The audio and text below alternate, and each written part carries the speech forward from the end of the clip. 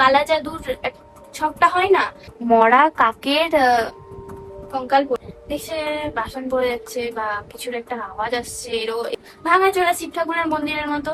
যেতে যেতে ওদের সাথে মানে খুব উদ্ভট উদ্ভট জিনিস হয়। মানে উপরে যাওয়ার আগে এমনি নিচটা একটু ঘুরে দেখি। Hello guys, welcome back to my channel. আমি হচ্ছি তোমাদের ফেভারিট পল্লবী অ্যান্ড তোমরা দেখছো কোন পলি বলু। গাইস, আজ আমি তোমাদের সাথে একটা ঘটনা শেয়ার করব, যেটা আমার সাথে ঘটেনি বাট আমার দাদার সাথে ঘটেছিল। অ্যান্ড তোমরা বলবে যে এইসব ঘটনা আমি হয়তো স্ক্রিপ্ট করছি, বাট না গাইস, এগুলো সত্যি ঘটনা। আমি তোমাদের বলছি, আমার দাদা যখন ব্যাঙ্গালোরে ছিল, ব্যাঙ্গালোরে নার্সিং কমপ্লিট করে মাইসুরে যায় কিছু কাজের জন্য। মাইসুরে থাকে প্রায় 1 বছরের মতো, ঠিক আছে। তারপরও বাড়ি আসে, মানে এইবারে যখন বাড়ি এসছে তার আগেও মাইসুরে ছিল। মাইসুরে ওর সাথে এমন কিছু ঘটনা ঘটেছে যেটা বললে তোমরা, আমি জানি না তোমাদের কি ফিল হবে, বাট এগুলো কিন্তু সত্যি ঘটনা। তো এবারে আসে যে ঘটনার ব্যাপারে। মাইসুরে চামুন্ডা হিল বলে একটা জায়গা আছে, সবাই নিশ্চয়ই জানো, খুব ফেমাস একটা জায়গা।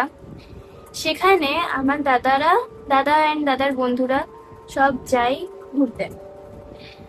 বিকেল দিকে ঘুরতে গিয়েছে, তারপর সন্ধ্যা দিক করে চলে এসছে, ভালো কথা।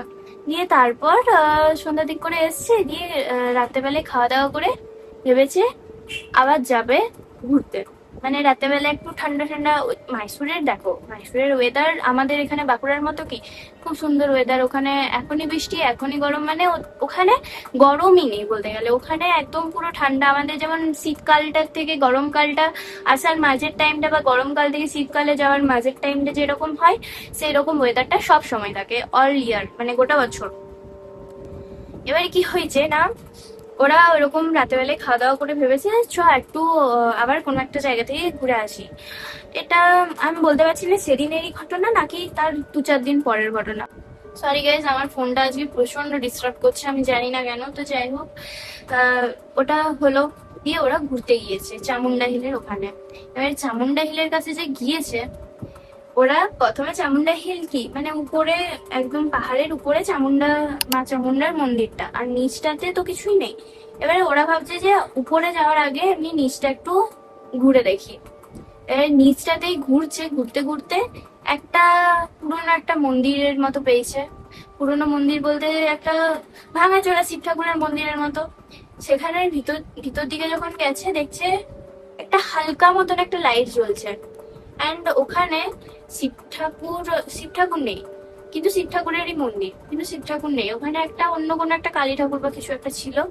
তার নিচটাতে সেই কালা জাদুর ছকটা হয় না, তার মাঝে একটা পুতুল দিয়ে থাকে, আর পুতুলের মাঝে আবার একটা ইয়ে থাকে। আর নিজেরই ভয় লাগছে গাইস। পুতুলের মাঝে একটা পিন ঘুষে থাকে, তো ওটা আছে, একটা তো আছে, প্লাস আরো আশেপাশে আরো অনেক জায়গায় আছে ওরকম ছড়ানো। তো ভালো কথা, এটা দেখেছে। দিয়ে তারপর ওরা বলছে চ চ, এখানে থাকা যাবে না, এখানে অনেক ব্যাপার আছে, বুঝতেই পারছিস। তো চ অন্য জায়গায়। তো এখান থেকে এখন বেরিয়ে যায়। তো ওরা সেমনি বেরিয়ে গেছে, অনেক রাতও হয়েছিল, প্রায় ওই 12:30-1টা ওইরকম সময় ওরা ওই জায়গাতে গেছে, সাহস ভাবতে পারছো। তো ব্যাপারটা হলো, দিয়ে ওরা ওখান থেকে বেরিয়ে যায়। এবারে বেরিয়ে গেছে, ভালো কথা। তার 2-4 দিন পর দাদা আর ওর বন্ধুরা যায় একটা জায়গায়, মানে একটা হোটেল টাইপের রেস্টুরেন্টে খেতে যায়। তো তারা লোকেশনে দেখে দেখে যাচ্ছিল। এবারে লোকেশনে যখন দেখাচ্ছে, তখন দেখাচ্ছে যে এই দিকটা থেকে মানে একটা রোড আছে, একটু ঘুরে ঘুরে যেতে হয়, ওটা বেশি টাইম লাগে। তারপর আরেকটা রোড আছে এদিকে, কিন্তু ওই জায়গাটা একটু মানে ঝোপঝাড় টাইপের। ওই জায়গা থেকে সোজা গেলে তাড়াতাড়ি পৌঁছে যায়। এবার যেহেতু রাত হয়েছে, তার জন্য ওরা ভেবেছে যে তাহলে তাড়াতাড়ি চলে যায়, এই রাস্তাটা দিয়ে চলে যায়, কিছু প্রবলেম হবে না, 3-4জন মিলে আছি তো চলে যায়, অত ঘুরতে হবে না। তো ওরা ওই রাস্তা দিয়েই যাচ্ছে। এবারে যেতে যেতে জঙ্গল তো গভীর হচ্ছে, আর এদিকে নেটওয়ার্কও কেটে কেটে যাচ্ছে। ওরা বুঝতে পারছে না যে ওর মানে রাত্রেবেলায় এবারে কোন দিকে যাবে না যাবে কিছু বুঝতে পারছে না। অ্যান্ড ওটা রাস্তাটা সেই কাদা পচা, সেই ওরকম টাইপের। অ্যান্ড রাস্তার ধারে দেখছে যে, রাস্তা বলবো না, জঙ্গলের মধ্যে দিয়ে যাচ্ছে। তো তো এবারে ওটার পাশ, মানে যে রাস্তাটা দিয়ে যাচ্ছে জঙ্গলের মাঝেও তো একটা রাস্তা থাকে না চলার জন্য।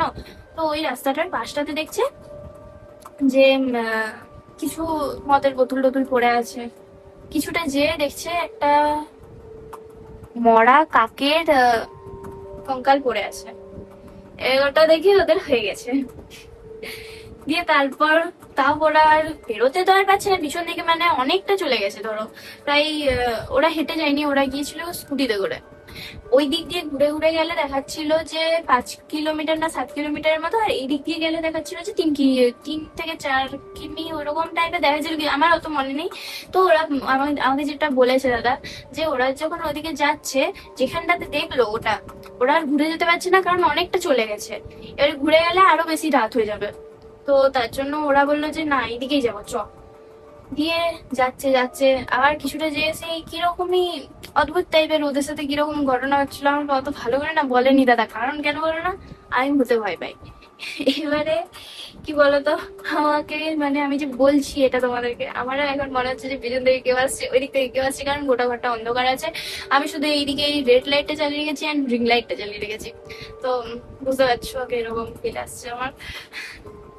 আর ভূতে একটু ভয় পাই, তার জন্য তো আমি সব ঘটনা তোমাদের সাথে সকালবেলাতে শেয়ার করি। বাট এই ঘটনাটা আমার মনে হলো যে রাত্রেবেলাতে একটু সেট আপ মেট আপ করে একবার শেয়ার করা ভালো, কিন্তু এখানটাতে একটা যদি ইয়ে ব্ল্যাক স্ক্রিনটা দিয়ে দিতাম তাহলে আরো ভালো লাগতো, বাট অত সেট আপ করার টাইম ছিল না, তার জন্য আমি বললাম এখনই সেট আপ করে মানে এখনই বলতে শুরু করি।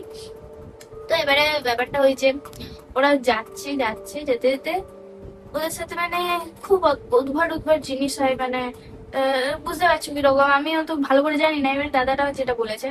তো ওরা তারপর যে পর ডিনারটা করে রেস্টুরেন্টে, তারপর ওরা বাড়ি আসছে প্রায় তখন 2টা বাজছে। ওদের রাত জাগা অভ্যাস, বুঝতে পারছি। কারণ ব্যাঙ্গালোর মাইসোর সাইডে ওই টাইমটাতে সবাই জাগে, প্রত্যেকটা রেস্টুরেন্ট খোলাই থাকে, মানে ওই সাইডটাতে। এই সাইডে খোলা থাকে না, এই সাইডে বুঝতে পারছো। ব্যাঙ্গালোর মাইসোর ওইগুলো তো একটু মানে উন্নত জায়গা, তার জন্য ওই সাইডে রাত্রেবেলাতেও রেস্টুরেন্ট প্রায় ওপেন থাকে। তো এবারে ব্যাপারটা হয়েছে ওরা বাড়ি এসছে, বাড়ি এসে মাঝরাতে ওদের সাথে কিছু একটা হচ্ছে।